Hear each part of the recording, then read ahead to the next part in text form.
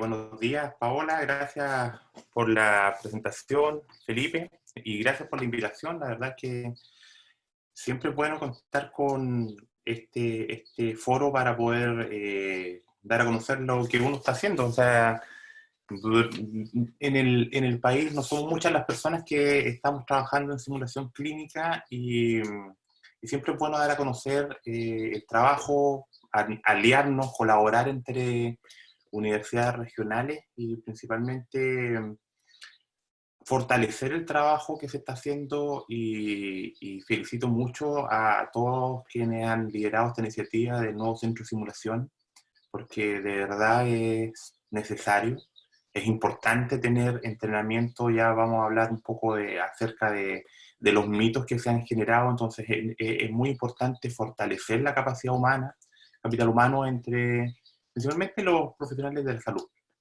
Eh, Sin más, voy a compartir pantalla.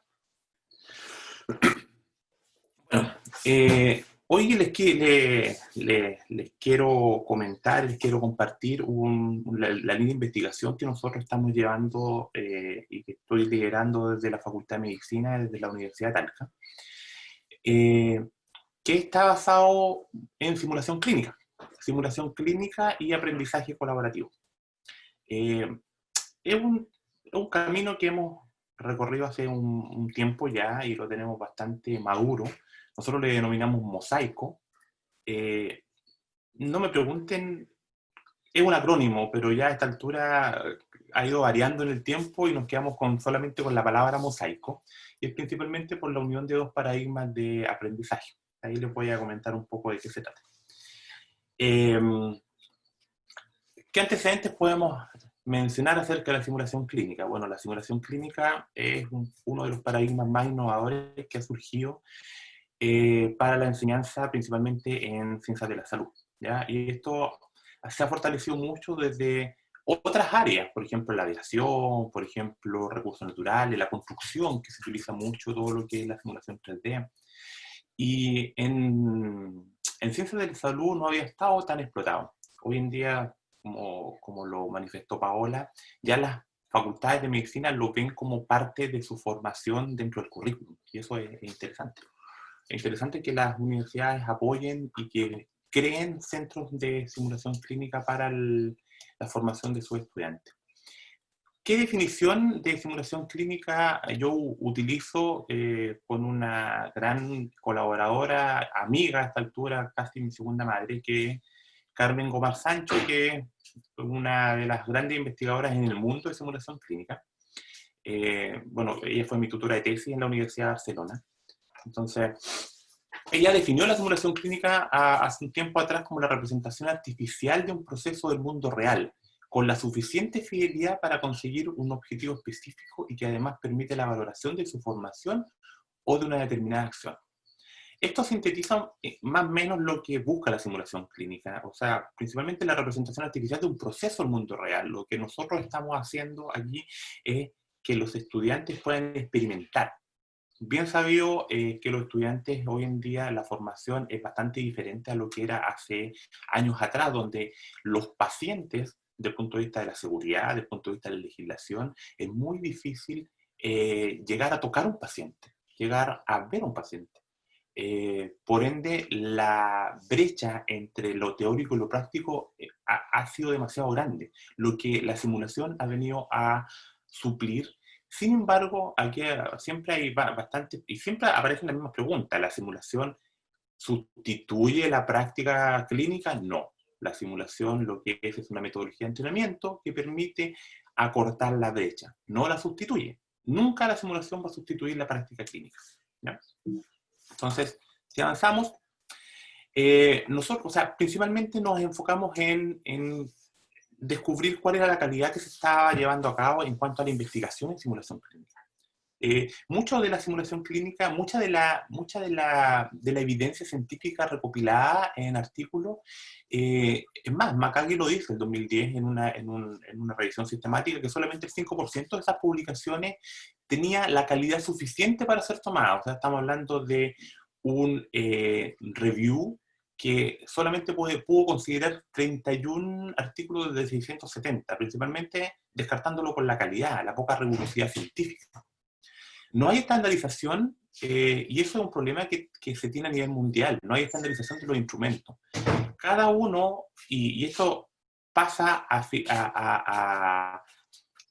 principalmente en los centros de simulación clínica a nivel mundial, que cada centro establece sus propias normas, establece su propia metodología de cómo hacer simulación clínica. Lo hacen de la mejor manera que pueden, con los profesores más entusiasmados.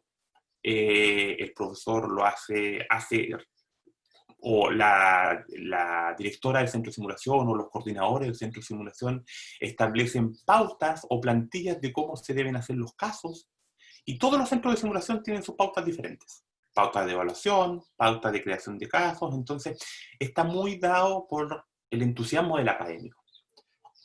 Y además, una de las cosas que se ha evidenciado mucho en la investigación que se ha llevado a cabo, que la efectividad ha sido mostrada muy desde el punto de vista cualitativo. Falta cuantificación de los resultados, o falta algo más objetivo que ratifique la simulación clínica como un paradigma. Dicho esto, yo creo que todos han visto el cono de Edgar Dale. ¿Lo conocen? Hago una pregunta ahí entre medio. ¿Alguien ha visto este cono? ¿Lo han utilizado? ¿Lo han visto en algunos papers? ¿Hay algún chat? ¿Lo pueden escribir en el chat? Si lo conocen, sí. María Cristina dice que sí. Aquí abrí el chat. Si alguien más lo conoce... A ver, perdón. Si alguien más lo conoce... sí, todos bien, lo han visto bastante. Ya, Guido Cuello también. Norma Rivarola lo conoce. Miren. Bueno, lamentablemente este cono de aprendizaje, y eso dicta mucho, o sea, eso da a conocer o evidencia que la rigurosidad en cuanto a investigación, principalmente en educación es bastante débil, y en educación médica sobre todo, porque este cono no existe. Este cono ha sido referenciado muchas veces, este cono ha aparecido en muchos artículos, pero este cono no existe. Esta figura nació, nadie sabe cómo ni de dónde, y de hecho aquí están las dos referencias donde se comprueba que este cono no existe. Este cono, estos porcentajes no son reales, nadie los ha hecho efectivo, nadie lo ha publicado, y este cono viene del cono, del verdadero cono de Edgar Dale, que habla de la experiencia desde el punto de vista de los métodos audiovisuales de enseñanza, que lo estratifica, pero en ningún caso le da porcentaje, ni tampoco dice el porcentaje de retención. Esto nació de un rumor o de alguien que quiso poner un porcentaje al azar, y se masificó a nivel mundial y todos lo utilizan como si fuera cierto.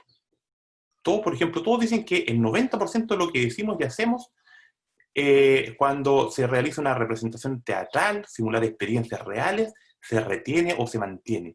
Y eso no es así. O podría ser así, pero no está demostrado. A nosotros, si nosotros lo vemos y nosotros discutimos acá, podemos decir, claro, es mucho mejor hacer que escuchar. Sí, sin duda, pero eso en este cono no está demostrado.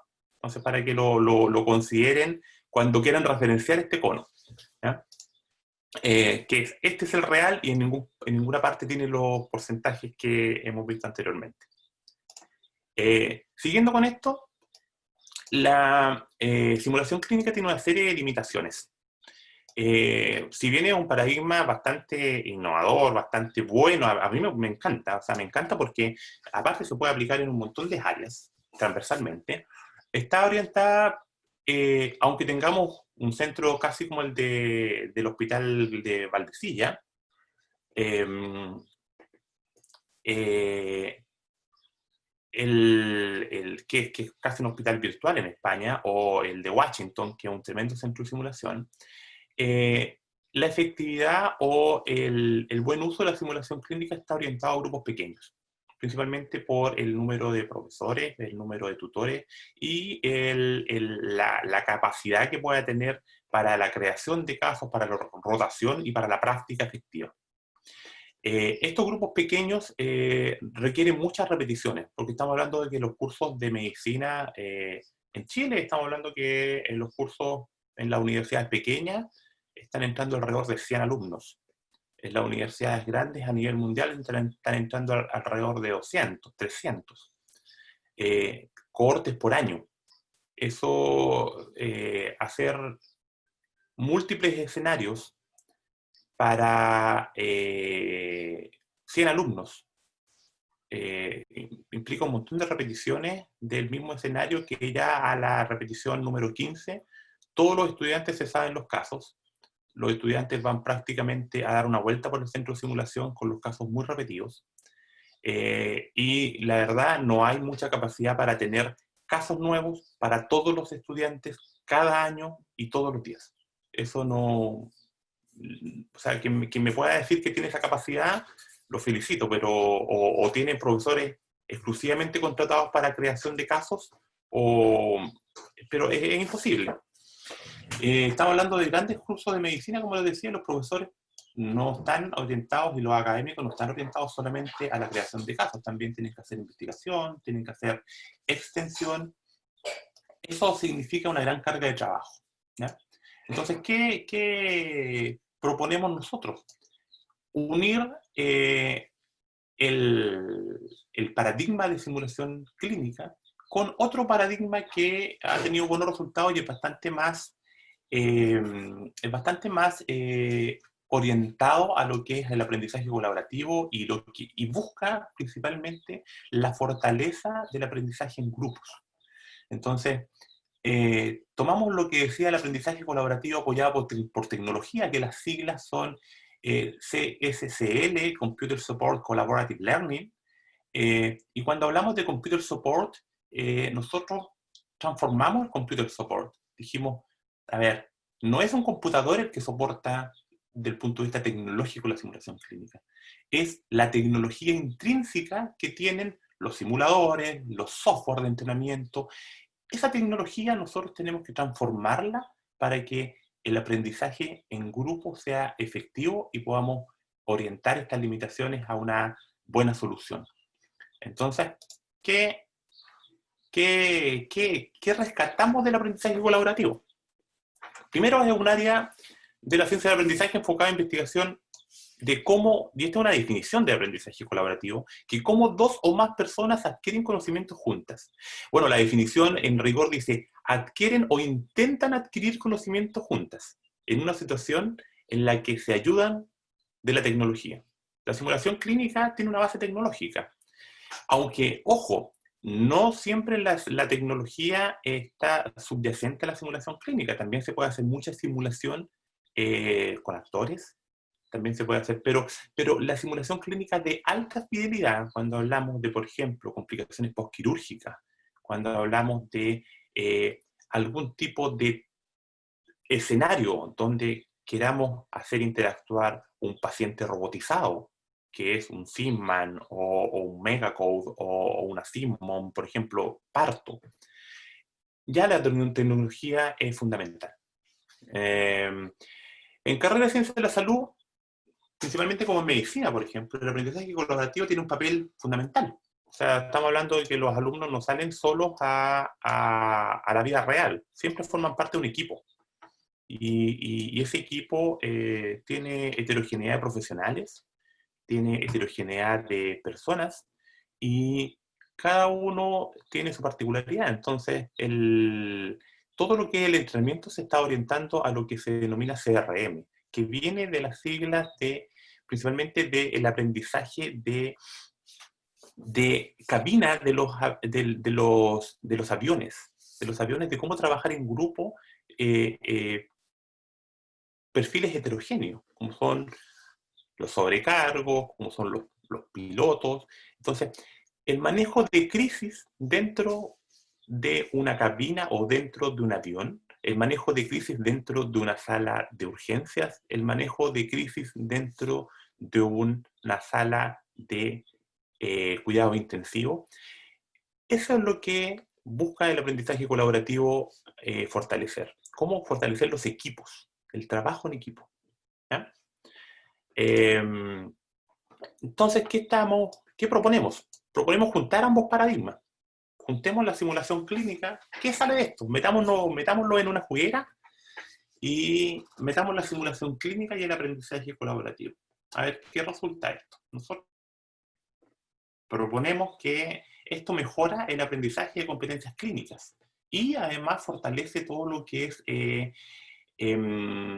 competencias actitudinales orientados principalmente al trabajo en grupo, a la comunicación efectiva, a la coordinación del equipo, al liderazgo. Eh, hemos demostrado, después lo voy a contar, muchos mitos que se han dado, por ejemplo, del liderazgo, de comunicación efectiva, que son simpáticos de ver cuando se trabaja con aprendizaje colaborativo y simulación. Bueno, a esto le denominamos mosaico, ¿ya? Entonces, por eso le decía mosaico, porque une dos paradigmas y dentro de los paradigmas, obviamente, un montón de métodos que se trabajan y crea un nuevo método. O sea, ya hablamos de simulación clínica colaborativa. ¿Ya? Para esto se hizo una revisión bibliográfica bastante exhaustiva. O sea, buscamos si había algo publicado, buscamos si existía algo que referenciara simulación clínica y aprendizaje colaborativo. Y no se encontraron referencias, o sea, no existía, no había publicado algún artículo que uniera estos dos paradigmas, que se le hubiese ocurrido decir, mira, si unimos aprendizaje colaborativo y simulación clínica, va a salir simulación clínica colaborativa, o aprendizaje colaborativo basado en simulación. Algo que para estudiantes de medicina o para estudiantes de ciencia de la salud no existía la mezcla de ambos paradigmas. Entonces planteamos la siguiente hipótesis. Si el método de enseñanza, aprendizaje basado en aprendizaje colaborativo, apoyado por TICs y simulación clínica, permite de manera más eficiente la generación de competencias clínicas en los alumnos de medicina, englobando habilidades cognitivas, procedimentales y actitudinales. Entonces, ¿qué, qué teníamos que demostrar? Teníamos que demostrar primero la aplicabilidad y la escalabilidad de un método que era innovador, que era rupturista, y ver si era factible, o sea, ver cómo se comportaba primero, y empezamos a trabajar en pos de establecer un primer objetivo, que era diseñar este modelo. ¿Ya? El primer objetivo que nos trazamos fue diseñar un modelo de enseñanza-aprendizaje, o sea, cómo iba a ser este modelo. O sea, teníamos la idea de que ambos paradigmas podían funcionar juntos, pero teníamos que tener una base metodológica, teórica, que nos permitiera aplicarlo, porque el aprendizaje sin estructura usualmente no funciona. Entonces, ¿qué objetivos específicos nos trazamos dentro del primero? Fue caracterizar el modelo, o sea, que se pudiera aplicar en diferentes contextos culturales. ¿Por qué diferentes contextos culturales? Principalmente porque queríamos que este modelo fuera transversal, que no fuera ad hoc a las características propias de un investigador, que no fuera ad hoc a las características propias de una facultad de medicina, porque algunas veces muchos modelos tecnológicos, sobre todo, o modelos de aprendizaje, se sustentan en las características de un centro o las características del investigador. ¿Ya? Entonces aquí la idea era que no fuera orientado a las características de un centro ni de un investigador en particular. ¿Ya? El segundo objetivo que planteamos fue crear instrumentos, como decíamos, nosotros planteábamos, nosotros nos quejábamos que no había suficiente calidad en lo que se estaba haciendo, no en lo que se estaba haciendo, en lo que se estaba publicando, ojo. Nosotros nos enfocamos en crear instrumentos de evaluación y plantillas de trabajo. Y esta plantilla de trabajo tiene una particularidad, que son cada plantilla de trabajo que nosotros creamos y cada campo que nosotros incorporamos a la evaluación, primero tienen que pasar por un riguroso, una rigurosa proceso de calidad, o de medición de la calidad a través de criterios psicométricos. O sea, ¿qué hacemos con esto? Lo evaluamos desde el punto de vista estadístico, hacemos algún tipo de piloto, sacamos todo lo que es los indicadores psicométricos y evaluamos si realmente el instrumento funciona o no funciona, si el constructo que nosotros queremos conseguir, los ítems que nosotros queremos preguntar van directamente, se entienden, tienen una buena correlación, tienen buena variabilidad. Nosotros evaluamos desde el punto de vista cuantitativo los instrumentos que vamos a aplicar, ¿ya?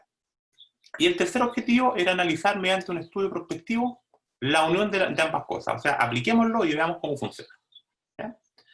Y veamos dos universidades donde pudiese funcionar. Entonces, ¿qué universidades propusimos? Dijimos, hagámoslo. Bueno, yo estoy en la Universidad de Talca, mi oficina estaba, ahora mi oficina cambió, está en otro lado, pero mi oficina estaba en pleno centro de simulación. Pleno centro de simulación que estaba nuevo, recién entregado, al igual como lo van a tener en Atacama. Un centro que era bastante cómodo, estamos hablando de un centro de 600 metros cuadrados, con salas para alta fidelidad, baja fidelidad, debriefing, bien equipado. Entonces, probémoslo acá y además probémoslo, y era todo lo contrario. A mí me daba mucha risa porque nosotros teníamos un centro nuevo, muy bien equipado, muy bien, básicamente recién inaugurado, y veamos cómo se prueba y cómo funciona en la Universidad de Barcelona. Universidad de Barcelona, estamos hablando de la mejor universidad de España, una de las mejores, está dentro de las 50 mejores facultades de medicina del mundo. Sin embargo, tiene un centro de simulación chiquitito, muy chiquitito. Entonces, era todo lo contrario, porque se supone que estas universidades gigantes, que son monstruosas, deberían tener mayor tipo de infraestructura, pero para este tipo de actividades, y era todo lo contrario. Nosotros teníamos mejor infraestructura que la Universidad de Barcelona. Entonces, partimos, ¿cuáles fueron o sea, para cada uno de los objetivos? Y esto nosotros lo hicimos bien estructurado y me gustaría tratar de traspasarlo. De hecho, la foto que está atrás es de la sala de simulación, que tiene la sala de simulación en la Universidad de Barcelona para pregrado. Traspasar los materiales y métodos que utilizamos, porque si alguien quisiera implementarlo, cuente con todo nuestro apoyo, con mi apoyo particularmente. Bueno, para el primer objetivo se establece una serie de etapas para formar este modelo. Dentro de este modelo nosotros diseñamos 4 etapas, dentro de las cuales son 3 etapas presenciales, que ahora con la pandemia la hemos tenido que transformar en etapas presenciales síncronas online. Ha sido complejo, pero hemos tenido experiencia y este año hemos estado trabajando con el mismo modelo online. Sin embargo, en condiciones normales, la primera etapa es de coordinación académica, ¿ya? Coordinación académica, donde se coordinan los profesores, Nosotros acá pusimos la figura de un psicometrista porque trabajábamos con la Facultad de Psicología y teníamos acceso a un investigador que era experto en psicometría y nos ayudó mucho en la formulación de los instrumentos de evaluación. Y en la coordinación de la simulación, o sea, el coordinador de simulación clínica, que es fundamental, que el jefe del centro tiene que dar el visto bueno a todo lo que se está haciendo. Así que es fundamental dentro de esta coordinación del diseño educacional, ¿ya? Este diseño educacional lo que marca principalmente, imagínense que nosotros quisiéramos hacer un taller de simulación clínica colaborativa. La primera etapa está enfocada principalmente en realizar la guía clínica que va a orientar a los estudiantes acerca de las competencias que se van a practicar y que se van a enseñar, diseñar los instrumentos de evaluación a través del psicometrista, aunque teníamos instrumentos de evaluación base, pero siempre es bueno tener algo más ad hoc para evaluar, y además tener todo lo que son los diagnósticos diferenciales. Nosotros después les voy a comentar de cómo avanzamos con los diagnósticos diferenciales. Posteriormente, en las 3 etapas presenciales, la segunda etapa ya era el diseño colaborativo, ¿ya? que aquí tenemos el diseño colaborativo del caso clínico. El diseño colaborativo se hace en 3 salas diferentes, donde cada grupo diseña un caso diferente. Y aquí está la escalabilidad del modelo. La escalabilidad del modelo es que nosotros podemos tener 50 sesiones de simulación clínica colaborativa y vamos a tener 50 por 3 casos diferentes. Nunca se va a repetir un caso porque el caso lo hacen los mismos alumnos. Y este proceso es un proceso cognitivo complejo, es un proceso cognitivo muy rico, porque aquí los alumnos integran lo que han aprendido tanto en aula como lo que se les entregó a través de la guía clínica que está acá. Entonces, esta guía lo que hace es focalizar y le entrega 3 diagnósticos, o bueno, después nosotros descubrimos que había que entregar 5, porque cuando se aplicaban los 3 diagnósticos, el último siempre sabía cuál era. Entonces, cada grupo hace un caso diferente. Se demoran alrededor de 40 a 50 minutos, entre 12 y 15 alumnos que se separan en 3 grupos en espacios diferentes. Los grupos están entre... Nosotros creemos que el óptimo son grupos entre 4 y 5 alumnos. Entonces, cuando... Bueno, esto es importante. Los alumnos no están solos. Los alumnos siempre están con la figura de un profesor, que nosotros aquí cambiamos completamente el paradigma de lo que era la unilateralidad de la enseñanza. Desde donde el profesor enseña, desde donde el profesor dicta todo lo que se debe hacer. Aquí es al revés. Los alumnos hacen, los alumnos crean, y el profesor actúa como un facilitador. El profesor va corrigiendo, el profesor va evaluando, no evaluando sumativamente, sino que evaluando que los casos tengan la misma complejidad, que sean más o menos homogéneos, porque en la tercera etapa lo que hacen los alumnos es aplicar el caso a sus pares. Entonces, el grupo 1, que hizo el caso 1, le aplica al grupo 2. Y el grupo 1 se convierte en una especie de tutor de simulación clínica, donde ellos adoptan roles, donde ellos se transforman en enfermera, en paciente, en personal clínico que está en la sala, crea este caso, interpreta este caso que ellos mismos crearon, y el grupo 2 se transforma en un grupo médico que va a tratar de solucionar el caso, el problema que le plantean sus propios compañeros. Nuevamente, el académico está como en una figura de facilitador, y esto, estoy acá, me fui para estoy acá, porque esto va así.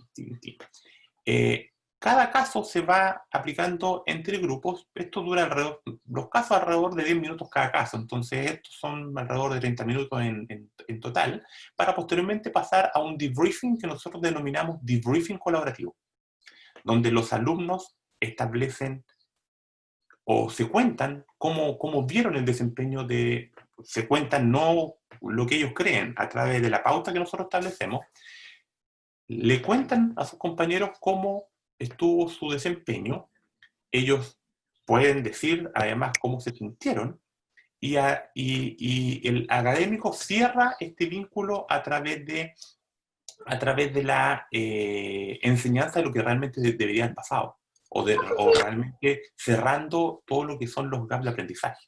¿Ya? Sigamos avanzando. ¿Qué se necesitaba para poder aplicar qué se necesita para poder aplicar este método?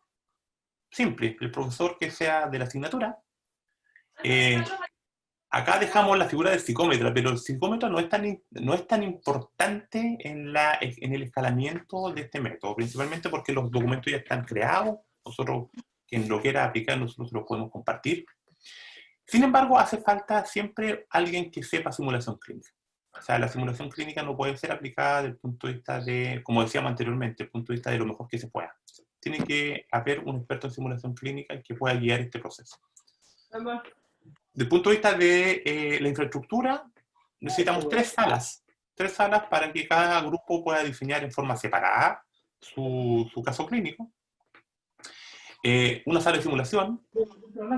Si se tiene y se puede un sistema de transmisión de video, una sala de debriefing importantísimo, y la sala espejo alguna forma donde se pueda, porque algunas veces no hay sala espejo, entonces hay que ver de qué forma adecuar la infraestructura para poder ver lo que está pasando en la sala de simulación. Es importante que todos vean lo que está pasando en la sala de simulación, ¿no? Bueno, a ver, este cambio paradigmático tuvo un montón de dudas al principio, un montón de dudas que no sabíamos contestar. Teníamos que seguir la investigación, por ejemplo, qué competencias vamos a enseñar, qué requisitos deben cumplir los alumnos, qué infraestructura se requiere, cómo funciona el modelo de simulación. Teníamos un montón de dudas que, la verdad, fuimos avanzando y fuimos tratando de responder a medida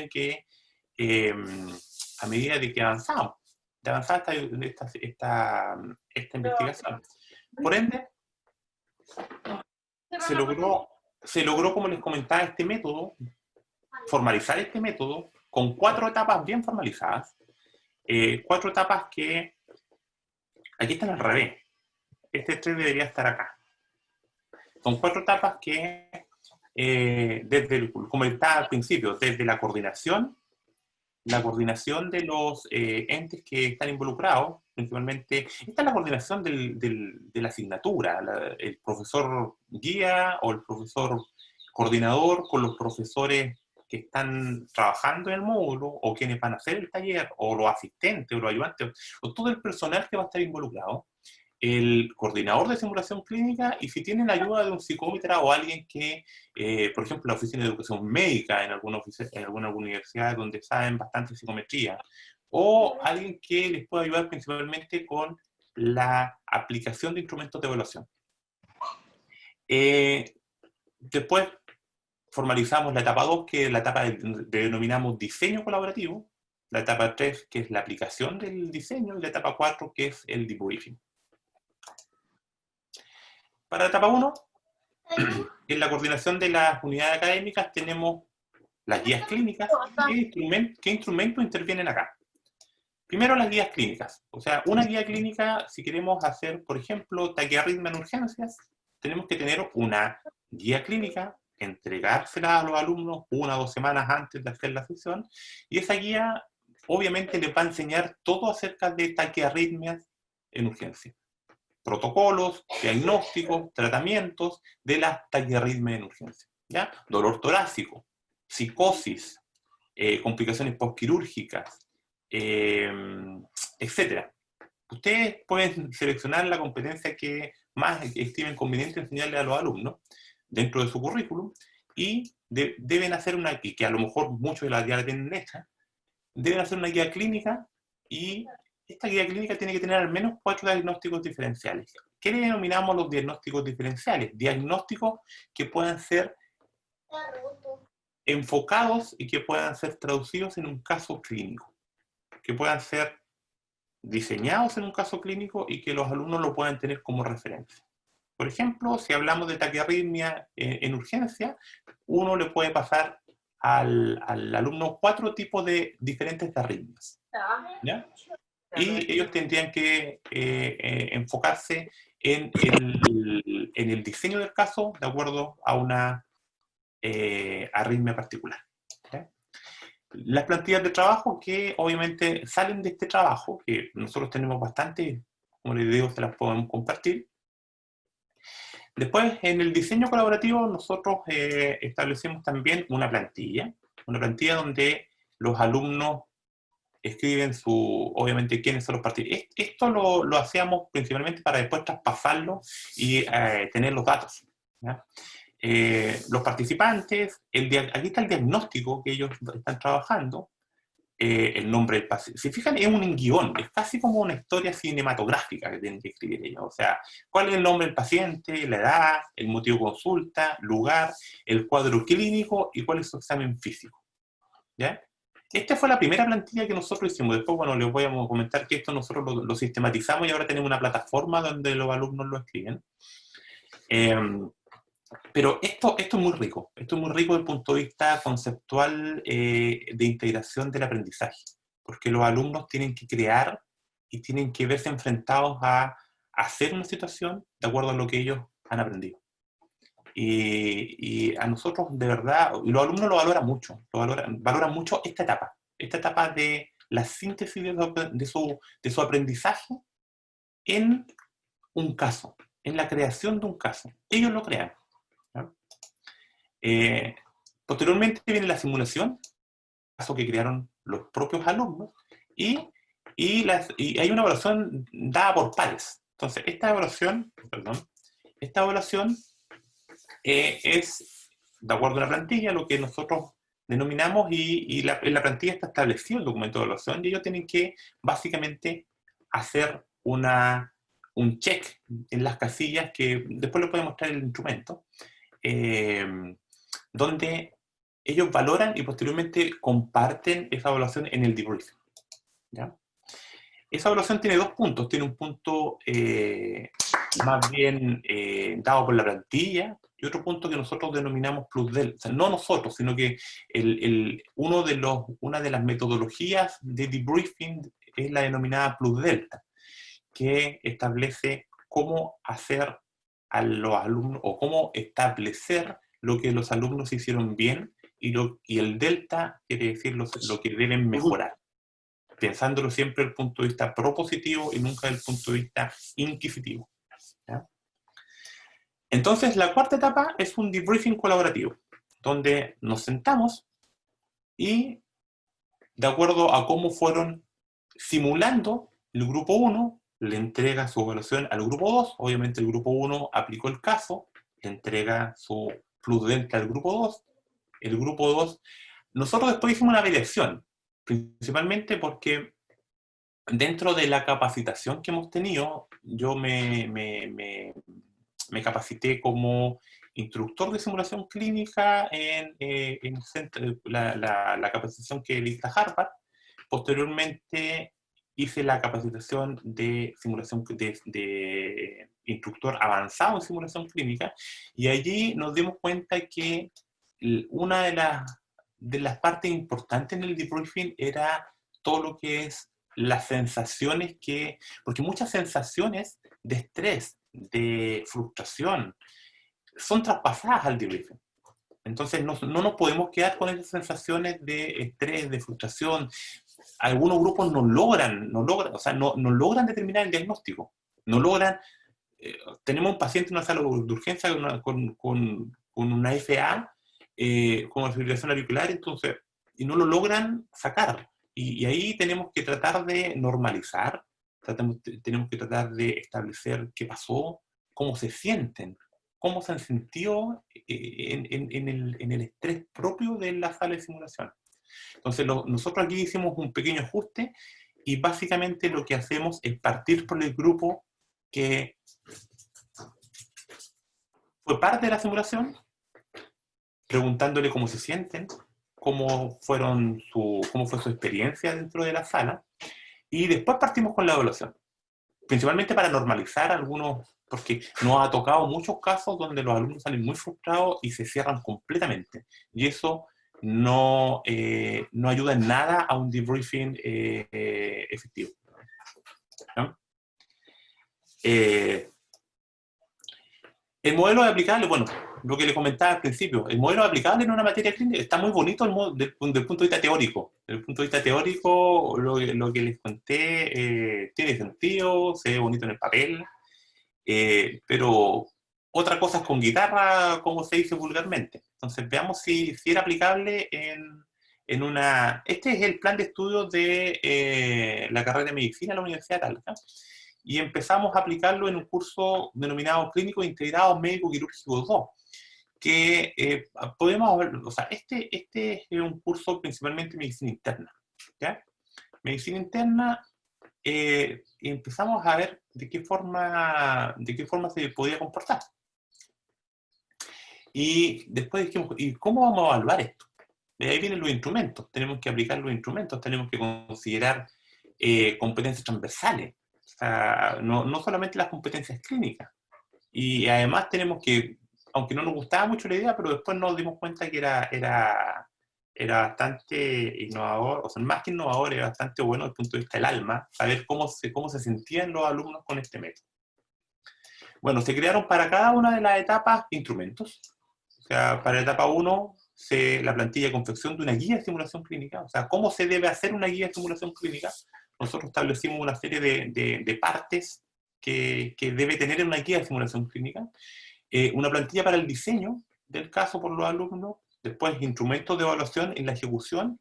Un instrumento para el profesor que está observando el caso y un instrumento para la evaluación intergrupal. Y posteriormente en el debriefing también establecimos instrumentos que pudiesen ayudar a la aplicación del caso. ¿Qué recursos humanos intervienen en el diseño de las plantillas? Bueno, el profesor de la asignatura, un psicómetra, pero no es tan necesario en esta etapa. Siempre puede haber alguien que tenga, o sea, no tiene que ser un psicólogo psicómetra. A eso voy, porque algunos me han dicho, pero bueno, eso no es... No, alguien que tenga algún conocimiento de evaluación, o que tenga conocimiento de evaluación también es muy útil, ¿ya? Sobre todo, como les decía, oficina o el departamento de educación médica, o alguien que haya hecho un diplomado en educación médica también es bastante útil. ¿Se puede sistematizar la aplicación del modelo para hacerlo escalable y transferible a diversos centros, materias y profesorado? Bueno, para eso, ¿qué hicimos? Creamos una especie de plataforma, una plataforma que tenía que tener todos estos requerimientos, y si el modelo de simulación clínica colaborativa y sus instrumentos funcionan. Otro. Entonces, para esto, ¿qué hicimos? Establecimos una especie de piloto. ¿Ya? Y bueno, el piloto ahora está masificado, el piloto está bastante establecido, pero aquí yo le estoy contando un poco la génesis de cómo nació esto. Hicimos un estudio observacional descriptivo principalmente de innovación docente en el laboratorio de habilidades clínicas de la Universidad de Barcelona, ¿ya? Durante el curso 2015-2016. Teníamos 55 estudiantes, los criterios de inclusión que eran alumnos cuarto año y principalmente malalties del aparell cardiocirculatori, que bueno, está en catalán, que es principalmente un curso de cardiología, ¿ya? Cardiología, allá separan la malla por sistema, ¿ya? Y este es un curso de cardiología. Alumnos de cuarto año, y presentamos el proyecto al Comité de Ética de la Universidad de Barcelona y empezamos a trabajar, ¿ya? Esto, bueno, las preguntas anteriores que aparecieron tenían que ser contestadas en este estudio. Entonces, ¿cómo se coordinó esto? Bueno, primero, las unidades clínicas lo hicimos con el modelo. Entonces, las unidades clínicas tenían que ver cuál era la competencia a enseñar. En este caso se decidió que era taquiarritmia en urgencia y cardioversión eléctrica. Complejo, ambicioso, porque estábamos ni siquiera enseñando una competencia, sino que dos en un escenario. O sea, el tratamiento de la taquiarritmia y además la cardioversión eléctrica. Teníamos que hacer una revisión de las guías, porque como fuimos ambiciosos, no solamente teníamos una guía de taquiarritmia en urgencia, sino que teníamos que entregar dos guías, una de taquiarritmia en urgencia y otra de cardioversión eléctrica, que íbamos a evaluar en un mismo taller. Desde España había que hacer la convocatoria, viajamos a España, presentamos el modelo ante las autoridades allá, nos creyeron, confiaron en nosotros, hicimos el taller, teníamos 3 diagnósticos los cuales aplicar, una FV, fibrilación ventricular, una taquicardia paroxística supraventricular y un flutter. Esos eran los 3 diagnósticos que se aplicaron, se preparó la infraestructura y la idea era validar los instrumentos que llevábamos bajo el brazo con nuestra carpetita. Y aquí vienen los resultados que se han obtenido del modelo. Bueno, el primer resultado es que el modelo, tal y como yo se lo he comentado, fue publicado en la Medical Teacher, y la verdad ha tenido bastante buena aceptación en la comunidad científica internacional. Estamos a puertas de publicar otro artículo, y bueno, también lo publicamos en la revista Médica de Chile, donde se definen formalmente los componentes del modelo. O sea, hay 4 etapas bien diferenciadas, como les comentaba, hay un entorno clínico, se definen los roles, se enseña a enseñar. O sea, aquí los alumnos participan en el proceso de enseñanza-aprendizaje, no están en el proceso, no están solamente en la parte de aprendizaje, porque muchos hablan del modelo de enseñanza-aprendizaje Sin embargo, al momento de aplicarlo, separan la parte de enseñanza de la parte de aprendizaje, donde la parte de enseñanza separa el profesor y en la parte de aprendizaje están los alumnos. Acá lo que hicimos fue enseñar a enseñar a los alumnos, hacerlos partícipes del proceso de enseñanza-aprendizaje. La evaluación sin juicio, que es un emblema que se define principalmente para un debriefing efectivo, y cómo enseñar competencias transversales, o sea, competencias tanto cognitivas como procedimentales, como actitudinales. ¿Ya? Definimos la simulación clínica colaborativa, que es un nuevo concepto que es un aporte a la comunidad científica, y la definimos como una metodología de enseñanza-aprendizaje para el desarrollo y evaluación de competencias clínicas, procedimentales, actitudinales y cognitivas, a través de pequeños grupos que trabajan colaborativamente en el diseño, ejecución y debriefing de casos simulados apoyados por la tecnología, insertos en una situación de aprendizaje colaborativo. ¿Ya? Entonces, acuñamos esta definición y pasamos del piloto que teníamos en un curso a toda la malla. Hoy en día es el método, nuestro modelo mosaico es el modelo de simulación clínica de la Universidad de Talca, del centro de simulación, y no se hace otro modelo, salvo que se necesite una simulación un poco más unidireccional. Por ejemplo, no ocupamos mucho mosaico para lo que son las habilidades. ¿Ya? En la habilidad, por ejemplo, sutura, ¿se podría ocupar? Sí. Pero cuando se requiere, se utiliza. ¿Ya? Si se dan cuenta, están todos los niveles del plan de estudio de medicina. Los alumnos tienen rotaciones por el centro de simulación, desde primero hasta el internado, y todos los cursos lo tienen como parte de sus prácticas insertas en el currículum. Además, en la Universidad de Barcelona pasó lo mismo, y tenemos 3 cursos en modalidad mosaico, nosotros le denominamos. Que ya hay 3 cursos, que es cardiología, psiquiatría y urología, que están ya con sus prácticas clínicas con mosaico. Los alumnos lo han valorado muy bien. Ahora se incorporó otra universidad, que es la Universidad de Manresa, en España, donde también tienen 2 cursos y lo han incorporado a su currículum como parte de su metodología. ¿Ya? Aquí están los instrumentos que yo le comentaba, por ejemplo, este es un instrumento para diseñar una guía clínica. ¿Ya?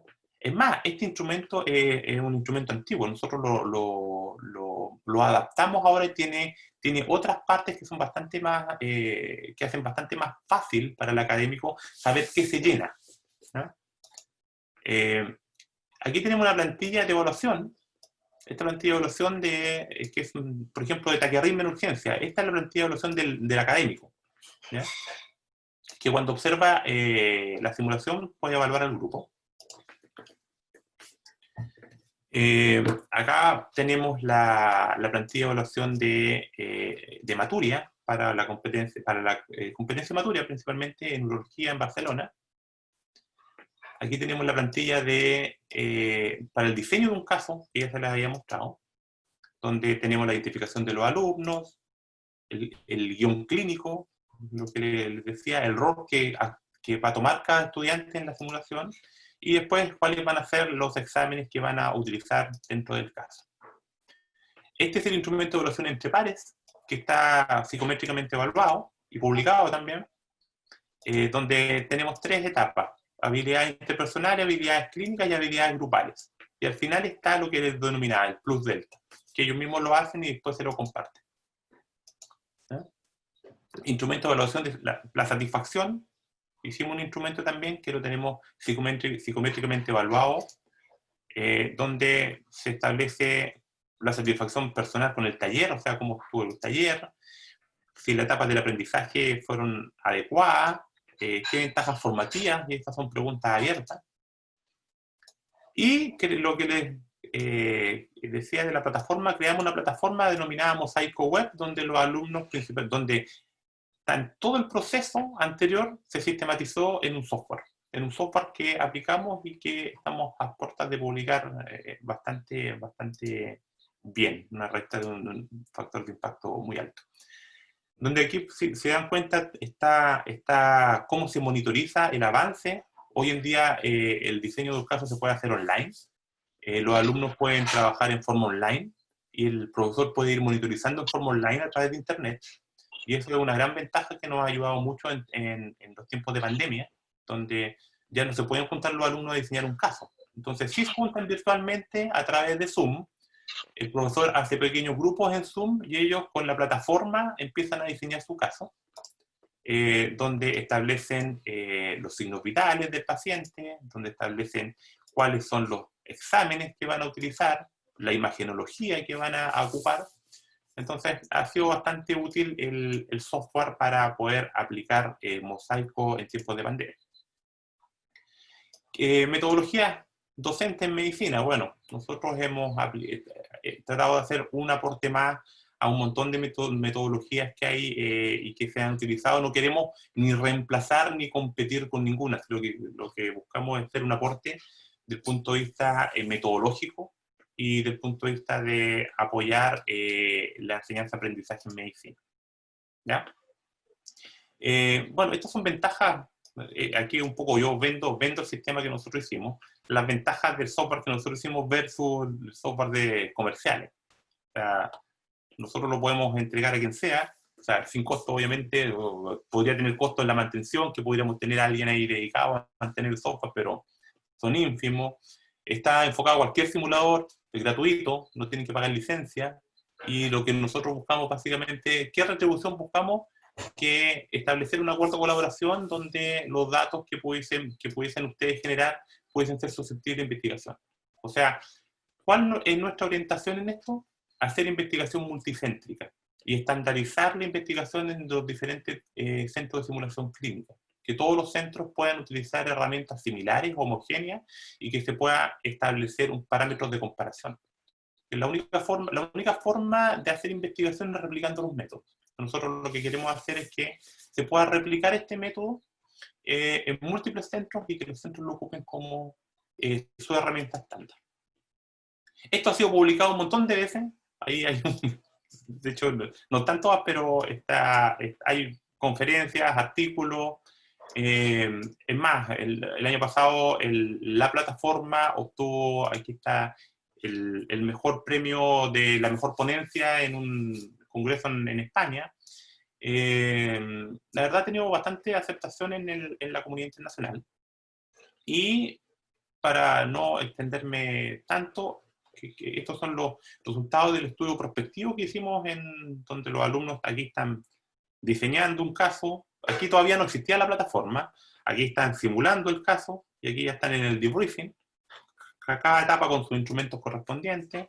Estos son aquí no me voy a focalizar tanto porque estos son la evaluación es más bien psicométrica de cada uno de los instrumentos, que fue bastante buena para hacer un estudio prospectivo. La satisfacción percibida que fue muy alta, ¿no? Por los alumnos, y cuando establecemos desde el punto de vista cualitativo en las preguntas abiertas cuáles eran las cosas que ellos... Y esto es muy importante, por ejemplo, cosas que ellos mismos decían en las preguntas abiertas. ¿Cuál fue? La pregunta era, ¿qué ventaja formativa de la simulación clínica has percibido? Si se fijan en las pelotas que salen ahí en la cola, en los círculos, una de las cosas más importantes es integración de conocimiento. O sea, ellos integran, y es en la etapa principalmente de diseño, la etapa de diseño. El déficit práctico, los estudiantes en España tienen un déficit práctico al igual que los estudiantes chilenos. Incorporación, simulación clínica, trabajo colaborativo, situación de estrés, debriefing colaborativo, aprender del error, tomar decisiones. Todos estos fueron conceptos que no son sacados de un libro, son sacados de los propios estudiantes. Entonces es muy rico esta autorreflexión. Aquí hicimos una especie de clúster.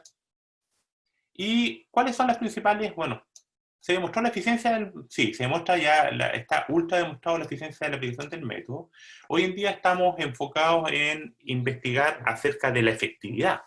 Y es complejo evaluar la efectividad de competencias, principalmente porque la efectividad uno la evalúa cuando está en la vida real, o sea, cuando está frente a un paciente. Entonces, nosotros podemos hacer un acercamiento de la efectividad, pero no podemos evaluarla al 100%. Entonces, en eso estamos enfocados, cómo evaluar la efectividad del modelo, o sea, qué tanto aporta el modelo o en qué se fortalece el aprendizaje con el modelo que nosotros planteamos. Pero la eficiencia en la aplicación es sustancial. Por ejemplo, los alumnos por taller, aquí estamos hablando de la simulación clínica colaborativa, estamos hablando entre 12 a 15. Esas son las rotaciones. Usualmente las convencionales, para que sean efectivas, tienen que ser 3 a 5. ¿Ya? Aquí necesitamos el mismo profesor. Los tiempos de preparación del taller, aquí estamos hablando de 2 a 3 horas, no de 6 a 9 horas, porque obviamente estamos hablando de que los alumnos diseñan su caso, no el profesor tiene que diseñar 3 casos. ¿Ya? Número de casos simulados, acá son 3. En la simulación clínica convencional básicamente es 1. Número de prácticas, y esto es desde el punto de vista cuantitativo, si tenemos un curso promedio de 80 alumnos, aquí básicamente hacemos 5 a 7 prácticas o rotaciones. Aquí tenemos que hacer entre 16 a 27, que las HH son bastante considerables. ¿Ya?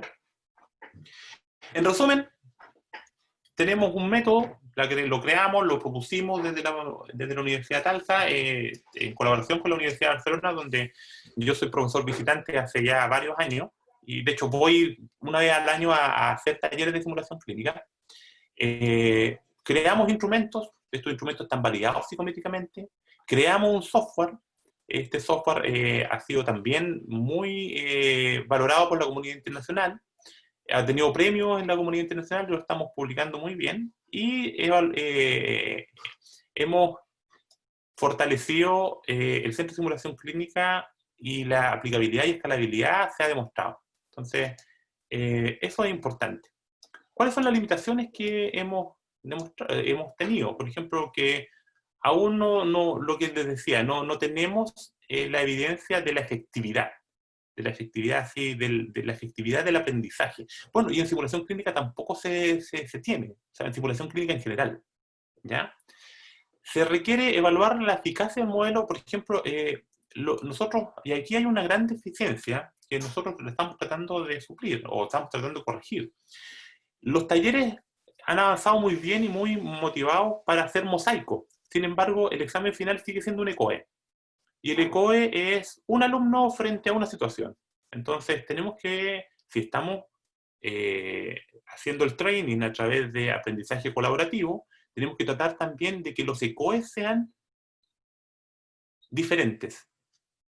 Este año queríamos evaluar, la pandemia no nos dejó, una estación donde pudiesen enfrentarse a una situación colaborativa. Es complejo el punto de vista de coordinación, porque todos nos hemos visto enfrentados a un ECOE, la cantidad de horas, la preparación. Sin embargo, tenemos que tratar de cambiar un poco esa sintonía, de que la evaluación, un alumno, una situación, ver a lo mejor un grupo de alumnos, en eso estamos. Ese es un trabajo que estamos desarrollando. Y bueno, otra limitación que el riesgo que la rutina y la forma clásica de hacer las cosas elimine la innovación. Eso es un riesgo que siempre está presente en todos lados. ¿Ya? Bueno, y para terminar quería compartir un estudio, y esto es interesante, un estudio que fue publicado hace un par de semanas atrás, donde 450 estudiantes de 39 países en la Comunidad Europea hablan sobre, o les preguntan sobre la importancia de incluir salud digital, tecnología en su currículum.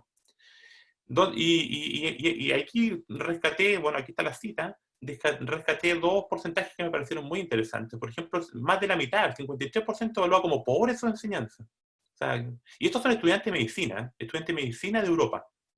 Evalúan pobre su enseñanza, o escasa, que no tienen herramientas ni contenido para desenvolverse en un mundo digital. Y el 85% considera necesario incorporar al currículum médico la enseñanza de salud digital y tecnologías habilitantes. O sea, estos son números que salieron hace una semana, fueron publicados hace una semana, principalmente en el journal, en JMIR, que es el Medical Internet Research, que es el journal más prestigioso en el mundo de informática médica, factor de impacto 5.9. Entonces, son cosas a considerar. Bueno, agradecimiento, siempre me gusta aquí agradecer y dar, porque hay profesores que están involucrados, que han creído en este método, que lo han tomado como parte de su formación y se han entusiasmado. A los alumnos que han participado en los pilotos, han participado en forma voluntaria. Hoy en día ya no es tan voluntario, hoy en día ya es parte de su formación clínica. A las instituciones que me han ayudado a hacer esta investigación y que me ayudan a hacer esta investigación, me gustaría aquí sumar a la Universidad de Atacama. Sería poner otro cuadradito, porque yo creo que esto se puede hacer en muchas instituciones. A los ingenieros, mira, me fui uno atrás. Bueno, a los ingenieros que están trabajando, no quiero dejar de agradecer a la gente, porque yo creo que la gente, las personas son lo más importante dentro de lo que tenemos. A ver, se me fue esto. Ahí. A los ingenieros que han hecho posible el desarrollo de la plataforma, que es una plataforma que ha sido premiada internacionalmente y que nos ha ayudado mucho a hacer investigación. Y a los coordinadores de los centros de simulación clínica, que son fundamentales, o sea, ellos sin duda son fundamentales. Bueno, el GIMMAT es un grupo de innovación de metodología docente, activis, pero, bueno, lo voy a decir en español mejor. Un grupo de innovación que está orientado a metodologías docentes innovadoras, ¿ya? Y fue formado con docentes de la Universidad de Barcelona. Es un grupo de la Universidad de Barcelona, en el cual lo lideramos con Carmen Gomar, y está abierto a que se puedan integrar, que puedan participar. O sea, me encantaría que alguien se interesara por esto o hacer otro aporte, o sea, simulación clínica convencional, ver ajustes, lo que a ustedes se les ocurra. Nosotros estamos aquí en locuras para poder hacerlo, ¿ya? Eso quería compartirles hoy. Espero no haberles aburrido mucho. Espero que haya sido interesante y quedo atento a sus preguntas. Claudio López pregunta, ¿por qué la simulación clínica no tiene incorporado el aprendizaje colaborativo? Porque son paradigmas diferentes. O sea, a ver, lo que nosotros hicimos fue justamente eso, incorporar el aprendizaje colaborativo en la simulación clínica. Entonces, la simulación clínica siempre fue orientada había sido orientada en cómo un académico diseñaba un caso y posteriormente los alumnos lo interpretaban, lo simulaban y el académico los evaluaba. Entonces era bastante unidireccional. Lo que nosotros ahí desordenamos un poco todo esto y dijimos, veamos qué pasa si lo hacemos colaborativo. Entonces, de ahí nació esta idea, y además de la escalabilidad, porque teníamos pocos profesores. Siempre en situaciones de pobreza uno se ve enfrentado a soluciones innovadoras. Por eso dicen que los pobres son más innovadores. porque, porque teníamos pocos profesores, entonces teníamos que de alguna forma hacer esto, o sea, teníamos que de alguna forma y hacerlo, y queríamos hacerlo además rupturista, no de la misma forma que se está haciendo, y no replicar, sino que tratar de hacer una propuesta propositiva. Ok, también Nancy Suazo consulta, ¿cómo aplicarías Mosaico en simulación clínica virtual? Es un reto, nosotros lo estamos tratando, o sea, no, más que tratando, nosotros lo estamos haciendo. Lo estamos haciendo en preclínico, hay un curso que se llama preclínico integrado, que básicamente es semiología. ¿Y qué hacemos? Y esto ha sido un aprendizaje y error, o sea, estamos aprendiendo porque la pandemia a todos nos pilló sin preparación. Entonces, lo que estamos haciendo, por suerte, habíamos desarrollado esta plataforma, y al desarrollar esta plataforma lo que hicimos fue sistematizar estas plantillas, porque estas plantillas eran de papel. Todas estas plantillas, todos estos instrumentos de evaluación que yo les comenté, eran un papel, donde los alumnos se sentaban en una mesa y escribían el caso, posteriormente escribían la evaluación, y lo que nosotros hicimos fue sistematizar esto en una plataforma, en un software. Entonces ahora los alumnos, ¿qué estamos haciendo? Se establece un grupo de Zoom, y en Zoom, por ejemplo, en Zoom hacemos lo mismo, pero ya no, o sea, hacemos 3 salas virtuales. Y esas 3 salas virtuales, los alumnos lo que hacen es el mismo instrumento que tenían en papel, lo hacen a través de la plataforma, a través de la web, porque es una plataforma web. Entonces los alumnos escriben en la web y van discutiendo en su grupo virtual. Porque antes estaban sentados entre 3 a 5 alumnos en una mesa haciendo un caso, ahora están en su grupo virtual.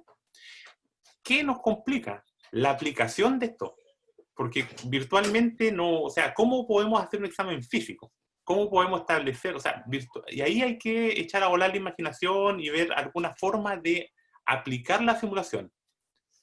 Porque el diseño es fácil con los instrumentos que nosotros hicimos. La aplicación es compleja. Y el debriefing también es fácil. A ver, no es lo mismo que un debriefing presencial.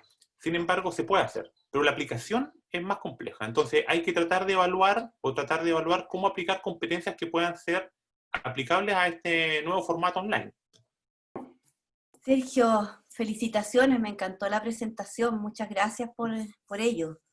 Y también te felicito porque en realidad estás realizando investigación sobre la práctica, que a nosotros nos cuesta mucho hacerla y de repente la dejamos de lado y tenemos harta experiencia, pero no la ponemos en papel. Y un poco en base a eso te quería preguntar, yo digamos, nosotros también tenemos un diploma, yo soy de la Universidad de Chile. Nosotros también tenemos un diploma de simulación y utilizamos una metodología muy similar a la que tú describes, ¿ya? Donde los estudiantes para aprender simulación aprenden a hacer un caso clínico, lo aplican entre ellos y después se dan debriefing. Y mi duda es, cuando tú estás haciendo esta metodología con los estudiantes de medicina, ellos tienen un logro adicional al del elemento que tienen que aprender, o sea, si tienen que aprender taquicardia y tienen que aprender cardioversión, además tienen el logro adicional de aprender a hacer casos clínicos. Y eso no está dentro del currículum de la escuela. ¿Cómo lo han manejado ustedes? ¿Cuál es la experiencia que ustedes tienen con eso? Porque tenemos un currículum súper sobrecargado en los estudiantes de medicina. Sí. Nosotros ahí principalmente, y ahí es donde el docente se vuelve fundamental, porque el docente es un facilitador. Es un facilitador que va monitorizando que los casos, o sea, hemos tenido casos, por ejemplo, porque los alumnos echan a volar su imaginación. Entonces, en algunos casos clínicos, al paciente lo están derivando a cirugías cardíacas, entonces echan a volar su imaginación y ahí el académico actúa como un homogenizador de la complejidad de los casos y además va entregando elementos que le puedan servir a los alumnos para que ellos aterricen un caso en la práctica. Entonces, se hace una especie de... Mira, no lo tenemos protocolizado, pero el docente lo que hace en la práctica es ir pasando por cada una de las salas y establecer esta conversación. A ver, cuéntenme el caso, chicos. Cuéntenme qué están pensando. Estamos pensando en un paciente de 35 años que estaba en la feria comprando con su mamá y le dolió el pecho. Ya, y el paciente de 35 años, pero ¿por qué? ¿Qué hábitos tenía? ¿Fumador? ¿Cuántas cajetillas? Entonces, ellos empiezan a crear y le empiezan a contar al académico. Y el académico les empieza a entregar elementos que pueden ser y elementos que no pueden ser. Y en ese proceso, a ellos, sin duda, o sea, mira, cuando nosotros creamos el modelo no creíamos que este proceso de la creación del caso, como tú dices, fuera tan rico. Es lo que más valoran ellos. Porque ellos se dan cuenta que son capaces de crear una historia con sustento clínico, con una base muy fuerte desde el punto de vista de la guía clínica, y se dan cuenta que aprendieron. Se dan cuenta que lo que estudiaron en el papel ya no tienen que contestarle una pregunta, sino que están creando un caso, y ese caso clínico después se lo aplican a sus compañeros. y la satisfacción, o sea, aquí la satisfacción de los alumnos es superlativa. Superlativa principalmente, yo diría principalmente por el hecho que tú recalcas, el poder diseñar un caso clínico y que ese caso clínico sea exitoso entre comillas, o sea, que sea sustentado en lo que ellos han aprendido. O sea, ellos quedan con una satisfacción muy alta porque se van del taller con la sensación de haber aprendido. Y eso para nosotros es muy bueno. Una pregunta importante, súper interesante que hace Sergio acá, Verónica Ulloa. ¿Tienes experiencia con respecto a esto, cierto, en la metodología en trabajo interdisciplinario? Hemos hecho talleres porque mira, ahora se han incorporado, bueno, mi investigación ha sido orientada en alumnos de medicina. Nosotros, o sea, yo me enfocaba en alumnos de medicina, porque soy académico de la Escuela de Medicina, entonces me he centrado mucho en eso. Sin embargo, el método se está aplicando en tecnología médica, se está aplicando en enfermería, se está aplicando además en nutrición, se está aplicando en talleres interdisciplinarios que hemos hecho entre enfermería y medicina. Teníamos muchas ganas de hacer uno más grandotes con tecnología médica, enfermería, pero la logística nos los impidió. Pero con enfermería hicimos uno bastante bueno, donde trabajaron alumnos de cuarto año de medicina con alumnos de cuarto año de enfermería desarrollando un caso clínico. Y la verdad que fue muy satisfactorio. O sea, hemos hecho talleres interdisciplinarios y además en otras carreras. Así que lo hemos hecho. Yo no tengo una experiencia tan acabada en este tipo de talleres, porque como te digo, toda mi investigación y todos los datos que yo he recuperado han sido de talleres en alumnos de medicina. Pero desde el punto de vista de percepción, yo he visto que han sido resultados exitosos, los alumnos se dan contentos, y en el debriefing así lo manifiestan. O sea, si pudiésemos grabar los debriefing y posteriormente presentarlos como resultados, o sea, en España una niña terminó llorando de la emoción por haber sentido que estaba realmente consiguiendo lo que ella quería, que era aprender en la práctica. O sea, de verdad o sea, los debriefing a mí me encantan, así, los debriefing, porque ahí ellos se muestran tal como son. Además, yo principalmente he estudiado mucho y me he tenido que capacitar mucho en técnicas de debriefing y por eso hice los cursos básicos y avanzados de Harvard, principalmente para poder saber debriefing. Y eso a mí por lo menos me motiva mucho, la emocionalidad que manifiestan los estudiantes cuando terminan. O sea, me encanta la forma que ellos lo hacen. Así que sí, interdisciplinario lo hemos hecho, pero no lo tengo así como en cifra, solamente en percepción. Otra pregunta interesante, Sergio, que rescato acá es la experiencia de los docentes en esta innovación. O sea, cómo ha sido, expresaste muy bien, ¿cierto?, cómo fue el impacto en los estudiantes, pero me imagino que esto también tuvo un alto impacto en los académicos. Sí, los académicos, mira, los académicos, una de las cosas que les encantaba era esta liberación de carga de tener que estar construyendo escenarios. Principalmente porque los escenarios, obviamente ellos tenían que construir la guía. Y pero esa guía pudiese ser utilizada porque una competencia de un año a otro no cambia mucho los protocolos. Entonces, esa guía tenía que hacer una buena guía y esa guía posteriormente repetirla todas las veces. Y aquí sí la repetición tiene sentido, porque la repetición no habían casos que se repitieran. Y eso a ellos les encantaba principalmente porque uno como académico pasa lo mismo en las pruebas. O sea, yo creo que todos los que son académicos saben la cantidad de tiempo que uno gasta y que uno ocupa en hacer preguntas de pruebas, o en hacer pruebas, en hacer evaluaciones. Entonces llega cierto tiempo que más de alguno ha reutilizado alguna pregunta hecha en años anteriores, y la reutilización tiene un montón de riesgos. Entonces, principalmente la reutilización de los casos clínicos acá no existe. O sea, no hay reutilización de casos clínicos. Si pudiese tener una batería de talleres, pero siempre los casos van a ser nuevos. Entonces los docentes están muy contentos principalmente por eso. Oye, tengo una consulta en el sentido de, por ejemplo, los resultados que ustedes pudiesen ya tener en relación a los estudiantes de Barcelona con su MIR, el examen MIR. Si los estudiantes que han hecho este tipo de simulación colaborativa han tenido una mejora, a lo mejor en los números, en este tipo de examen, que es como parecido a lo que se hace acá el ECOE. O no sé si ustedes en Talca han implementado algún ECOE de prueba para ver cómo está el nivel de los estudiantes en relación al antes y después de esta iniciativa, de esta nueva forma de hacer la simulación clínica. Eso te lo quería preguntar, no sé si tienes datos al respecto, pero me pareció excelente lo que ustedes están haciendo. Muchas gracias. Gracias. Y vamos a seguir conversando, Sí, por supuesto. este semestre. Por supuesto.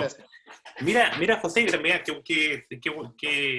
bueno que me haces esta pregunta, porque es una inquietud que nosotros tenemos desde el punto de vista de cuantificarlo y poder demostrarlo, porque lo tenemos desde el punto de vista, nuevamente, cualitativo. La tenemos, porque usualmente nos contactamos con estudiantes que han pasado por este método. Mira, hay, por ejemplo, experiencias que hemos detectado tanto en España como en Chile. En Chile, los estudiantes que se han ido, por ejemplo, estudiantes que se han ido a la Universidad de Chile a hacer su internado y que han pasado todo, porque estamos hablando el año pasado, porque estamos hablando ya, este método tiene alrededor de 4 o 5 años de uso. Entonces, estudiantes que se han ido a hacer internados o pasantías a distintos hospitales en Santiago, principalmente en el convenio que tenemos con la Universidad de Chile, han tenido un déficit teórico, le ha ido muy mal en las pruebas, pero le ha ido muy bien en las prácticas clínicas. Entonces, o sea, ellos nos dicen, soy un rockstar aquí, por ejemplo, en las prácticas clínicas, y a todos les tengo que enseñar, y todos tenemos que, por ejemplo, tenemos que hacer grupo, y yo casi me transformo en tutor de mis compañeros. En la parte teórica les va muy mal, pero en las prácticas clínicas les va muy bien. Entonces, eso ellos lo valoran. Ellos lo valoran. Ahí yo no me puedo hacer cargo de la parte más teórica, pero ese es por lo menos un insumo que nosotros tenemos y que nos hace pensar que funciona. Ahora hay que evidenciarlo. Y ahí está el trabajo de plantear una línea de investigación de cómo... Por eso yo les planteaba que la efectividad de este modelo, si bien desde el punto de vista de percepción, nosotros sabemos que funciona, pero tenemos que demostrarla. Entonces, esa línea de investigación es muy rica desde el punto de vista, porque habla un montón de líneas, que pudiésemos explorar desde el punto de vista de recopilar información, de poder investigar la efectividad de este método y en sí de la simulación. En España pasó exactamente lo mismo con el MIR. Nosotros lo hicimos con alumnos de cuarto año cardiología, y los alumnos posteriormente hicieron llegar, porque ellos tenían una especie de asociación de alumnos, los alumnos, y esto fue muy bonito porque cuando hicimos el piloto, los alumnos se organizaron y exigieron, porque allá hay la organización, o sea, a ver, el gobierno universitario es diferente a los gobiernos universitarios que nosotros estamos acostumbrados. Hay bastante injerencia de los alumnos, principalmente y a mí me parece bien desde el punto de vista de la incorporación de metodologías o de prácticas clínicas en el currículum. Entonces ellos se organizaron, plantearon que esta metodología les encantaba, que habían disfrutado mucho haciéndola. Tuvimos conversaciones y la incluyeron dentro de su currículum. Después hicieron llegar una carta de agradecimiento, principalmente ahora ya son médicos ellos, principalmente porque todos aprobaron, porque ellos siguieron con las prácticas de simulación clínica colaborativa y siguieron muy de la mano con los coordinadores, y obviamente muchos siguieron trabajando porque allá la Facultad de Medicina está en una cuadra entera, entonces está al lado del Hospital Clínic, que es el hospital base de Barcelona. Y todos los que pasaron por el Hospital Clínic posteriormente hicieron llegar una carta de agradecimiento, principalmente porque gracias a las prácticas que habían tenido, habían superado con éxito todos sus exámenes y ahora se habían transformado en fellows de un montón de áreas clínicas muy bien reconocidas. Entonces, eso a nosotros nos llena de satisfacción, pero insisto, la satisfacción no se publica. O, bueno, se publica, pero ya está muy publicada. Entonces, nosotros lo que queremos es publicar algo más duro, algo que nos diga, sí, a tu pregunta, sí, mira, tenemos datos cuantitativos o tenemos datos que nos evidencian que esto es efectivo y aquí está. O sea, lo tenemos a punto de vista de percepción, pero falta trabajo ahí. Mi nombre es Rosana, soy académico de la Universidad de Santiago de Chile, de la Escuela de Enfermería. Y la pregunta la hice en el chat, pero creo que Felipe se refería a mi pregunta en específico, que me parece que la redacté un poco mal. En términos prácticos, tú hablaste del aprendizaje colaborativo, que entre paréntesis quiero felicitarte porque ha sido para mí una innovación bastante bien estructurada y que es algo con lo que soñamos en este periodo, sobre todo de aprendizajes virtuales, ¿cierto? Específicamente, preguntarte cuáles son las dificultades que has encontrado en este desarrollo colaborativo de los estudiantes, en el desarrollo de las situaciones. Porque si bien es cierto, nosotros como docentes ya tenemos ciertas dificultades para redactar las situaciones. Los que tenemos más experiencia se nos hace un poco más fácil porque tenemos, ¿cierto?, la vivencia de mayor cantidad de situaciones vividas. Pero específicamente en relación a eso, es que te pregunto qué dificultades han tenido con los estudiantes y me parece que no lo mencionaste, de qué niveles son los estudiantes y si han tenido experiencia de ir al hospital y de enfrentarse al paciente directamente. Eso. Muchas gracias, Rosana. Sí, mira, nosotros lo aplicamos en la Universidad de Talca. A ver, en la Universidad de Barcelona lo aplicamos desde cuarto año en adelante. En la Universidad de Talca lo aplicamos desde primer año en adelante. Y lo hemos adaptado en cada curso tiene sus propias particularidades. Mira, te voy a comentar, por ejemplo, lo aplicamos en Introducción a la Clínica, alumnos de primer año, segundo semestre, donde han tenido solamente ciencias básicas y no han tenido, o sea, son alumnos que quieren estudiar medicina. O sea, vienen con esa preparación. ¿Y qué competencias les enseñamos en Introducción a la Clínica? Picadura o mordedura de araña, intoxicación etílica, lavado de manos, que son competencias muy simples que de repente uno dice, claro, pero esto, bueno, hacemos que ellos hagan un escenario y obviamente la preparación para poder crear un escenario de estos chicos es cero. Es cero. Entonces ahí el académico tiene que invertir mucho tiempo en ayudarles. Ya en alumnos de tercer año, cuando empiezan sus rotaciones clínicas, por ejemplo, empiezan a diseñar casos y se empiezan a tardar menos. Sin embargo, como están haciendo semiología, obviamente la anamnesis es eterna. Entonces, ¿de qué color es su perro? ¿Cuántas ventanas tiene su casa? ¿De qué material es? O sea, entonces, ahí también el académico tiene que intervenir para poder establecer algún tipo de homogenización de los casos, que los casos no se eternicen, porque se tienden a eternizar principalmente en el área de anamnesis. ¿Ya? Sin embargo, en alumnos internos, por ejemplo, bueno, en alumnos de tercer año que ya tienen, ya empiezan con sus prácticas clínicas, nosotros determinamos que el diseño de un caso dura alrededor de 1 hora. Eso tardan los alumnos en diseñar un caso clínico, entre 40 minutos a 1 hora. Sin embargo, ya en alumnos internos, esto se reduce a la mitad.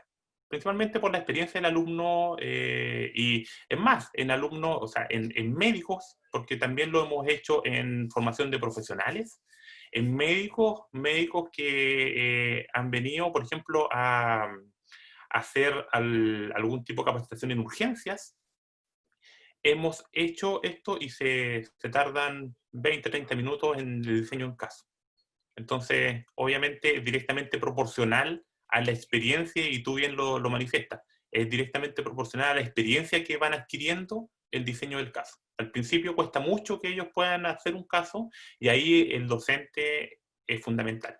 Es fundamental porque es un aprendizaje más guiado. Mientras más chicos son, más guía necesitan. Mientras más grandes y más experiencias son, más autónomos pueden ser.